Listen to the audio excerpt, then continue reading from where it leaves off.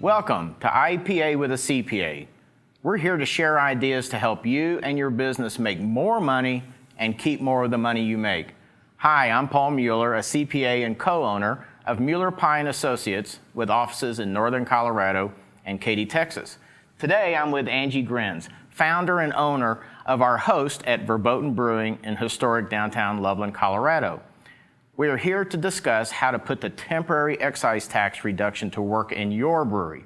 But first, let's talk about beer. So Angie, what are we drinking today? Today we're drinking Angry Banjo. It's a Kentucky Common. A Kentucky Common is one of two indigenous beer styles to the United States. Wow, well, let's give that a try. All right.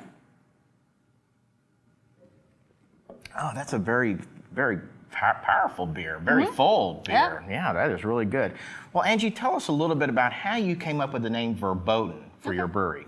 When we were home brewing years ago, we tended to use a lot of spice and fruit adjuncts in our beer. We did barrel aging, and all of these things were considered verboten or forbidden by the German beer purity law. So, yeah, so that was kind of our take on beer making, and we enjoy that. Now, what's that law called in German? That's the Reinheitsgebot. Yeah, that's easy for you to say.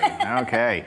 Well, it seems like we've become more enlightened since that time, and thank goodness, because this is really a fantastic beer. Thank you. So let's talk about this tax savings for craft breweries that we have for 2018 and 2019. This was a part of the Tax Reform Act that went into effect this year, and it's available for brewers that brew up to 2 million barrels of beer per year. Now, the way the savings works is for the first 60,000 barrels that you produce a year, they've reduced the excise tax from $7 a barrel down to $3.50 a barrel. So they've cut the tax in half. How many barrels does Verboten produce each year? Well, last year we were just under 1,000 barrels, but this year we are headed towards 1,500. Wow, 1,500, so at $3.50 a barrel, that's about an extra $6,000 that's available for you and Josh in running this brewery.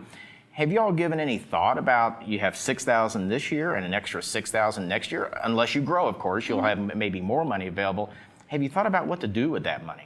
We have. We just actually underwent an expansion with our equipment, and then also with this brand new barrel room that we have. Beautiful barrel room. Yeah, so thank you. Is nice. So we're really going to be focused on cutting costs, money savings, and paying down debt. Okay, well, good. And we've heard that from a lot of breweries that they're looking at maybe some tap room renovations, perhaps some brew house expansion. Of course, like you said, paying down debt, that's always a good thing. And maybe you can put some extra money in your pocket too. That would be a good thing too. It's always a nice thing. So that's always a nice thing. One of the big questions we hear is, well, this is only a 2-year tax reduction for 2018 and 19. What's the likelihood that Congress might extend it beyond that? At this point, that's anybody's guess. We would like to think that maybe they would extend it, but what we would like is for brewers to maybe share that kind of feedback. In fact, the Brewers Association has a survey on their website where they're asking brewers to provide some information as to how they're putting that money to work. And maybe when we get enough good stories, we can share that with Congress, and perhaps they will be convinced to continue this forward. So, I hope that you have found this information handy that Angie and I have provided to you.